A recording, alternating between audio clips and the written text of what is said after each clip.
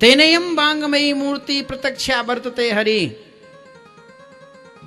उस पूरे भगवान के इस पुराण के अंतर्गत 335 अध्याय हैं, 18,000 श्लोक हैं, 12 स्कंद हैं। 6 अध्यायों में सबसे पहले पद्म पुराण ने स्तुति की है। ज्ञान भक्ति वैराग्य नारद का प्रसंग है, गोकर्ण धुंधकारी उपाख्यान है, सप्ताह श्रवण की विधि है। ये भागवत में नहीं है, पद्म पुराण ने भागवत की महिमा का गायन किया 6 अध्यायों में। प्रथम स्कंद में 19 अध्याय हैं। भगवान के 24 अवतार, भगवान के सत्य स्वरूप की वंदना, धर्म की वंदना, भागवत की वंदना, अवतारों का निरूपण, व्यास जी का जन्म, सुखदेव जी का जन्म, राजा परीक्षित का जन्म, राजा को श्राप लगना, सुखदेव जी का आगमन होना और उन्हें कथा सुनाना, आरंभ करना, ये प्रथम स्कंद के 19 अध्यायों में कथा है। दूसरे स्कंद में 10 अध्याय हैं। ये 10वें अध्याय में भगवान के पूरे विराट रूप का वर्णन है। ये जितना संसार है ना, पूरा विश्व, ये भगवान का शरीर है। ये दूसरे स्कंद के 10 अध्यायों में कथा है। तीसरे स्कंद में 33 अध्यायों में सृष्टि प्रक्रिया का वर्णन किया है। ये कैसे कैसे सृष्टि बनती है, कैसे पलती है, कैसे लय होता है। ये तीसरे स्कंद के 33 अध्यायों में कथा है। इसका नाम है सर्ग लीला। चौथे स्कंद के 31 अध्यायों में विसर्ग लीला है। भगवत प्राप्ति कैसे होती है,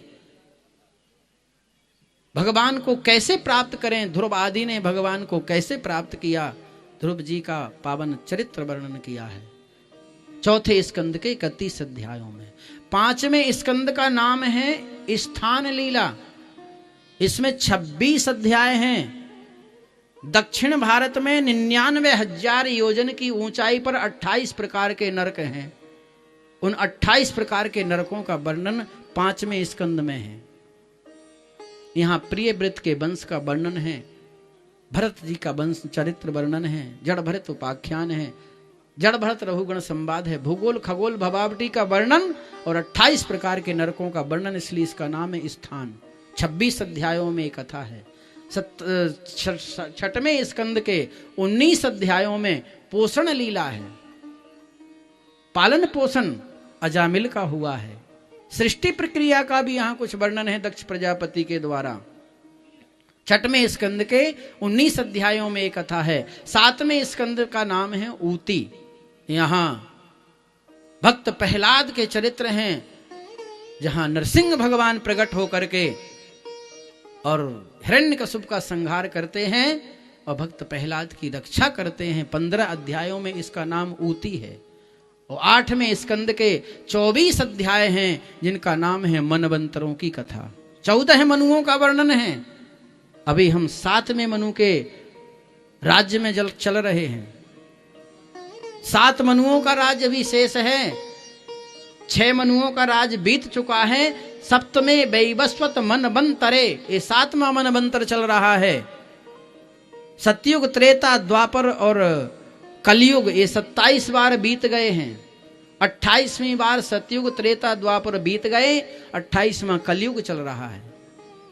जब ये 71 बार बीत जाते हैं तब एक मनवंतर पूर्ण होता है, 14 मनुओं का राज्य होता है और फिर महाप्रलय होता है। ये 8वें स्कंद में गजेंद्र मोक्ष, समुद्र मंथन, वामन चरित्र, इन कथाओं का वर्णन है 24 श्लोकों में। 9वें स्कंद का नाम है ईशानु कथा। यहां वंशावलियों का वर्णन है, सूर्य वंश चंद्र वंश का वर्णन है। 10वें स्कंद का नाम है निरोध, जिसमें 90 अध्याय हैं। मनुष्य का पूरा शरीर, कोई 90 रहता, कोई 80, कोई 85, कोई 100 तक भी जाता है। भगवान के जन्म से लेकर के द्वारिका लीला तक का वर्णन 10वें स्कंद के 90 अध्यायों में है। 11वें स्कंद का नाम है मुक्ति। इसमें 31 अध्याय हैं। यम नियम आसन प्राणायाम प्रत्याहार ध्यान धारणा समाधि भक्ति ज्ञान वैराग्य संन्यास, सब का बड़ा सुंदर निरूपण है।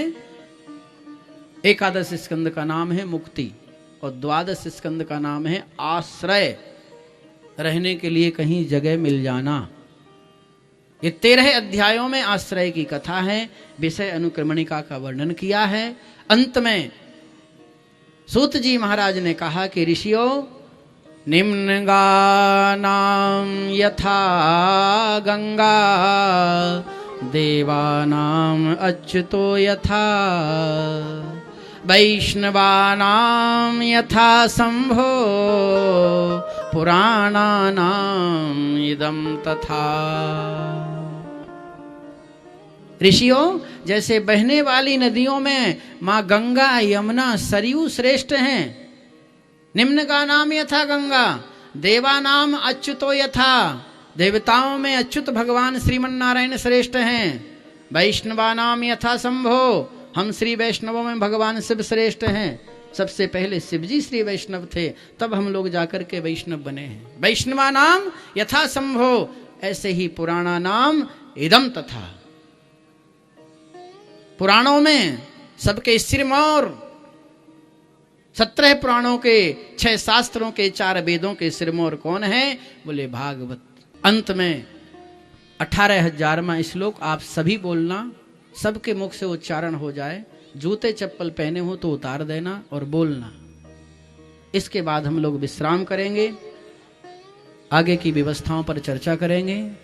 निम्नाम संकीर्तनम यस्य, संकीर्तनम यस्य, सर्व पाप प्रणाशनम, सर्व पाप प्रणाशनम, प्रणामो दुख समनः, प्रणामो दुख समनः, तम नमामि हरिं परम, तम नमामि हरिं परम। नाम संकीर्तनम यस्य, नाम संकीर्तनम यस्य, सर्व पाप प्रणाशनम, सर्व पाप प्रणाशनम, प्रणामो दुख समनः, प्रणामो दुख समनः, तम नमामि हरिं परम, तम नमामि हरिं परम। नाम संकीर्तनम यस्य, नाम संकीर्तनम यस्य, सर्व पाप प्रणाशनम, सर्व पाप प्रणाशनम, प्रणामो दुख समनः, प्रणामो दुख समनः, तम नमामि हरिं परम। तम नमामि हरिं परम।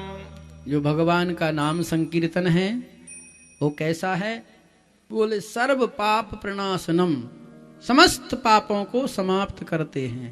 कौन? बोले भगवान का नाम। और प्रणामो दुख समनः, पाप और दुख दोनों ही है ना, तो पाप तो प्रणाम करने, कीर्तन करने से दूर हो गए। दुख कैसे दूर हो? बोले प्रणामो दुख समनः, सो भगवान के चरणों में सिर झुका करके प्रणाम करना। प्रणामो दुख समनः तम नमामि हरिं परम, ऐसे भगवान के चरणों में आप हम सभी मिलकर के प्रणाम करते हैं, बारंबार साष्टांग दंडवत प्रणाम करते हैं।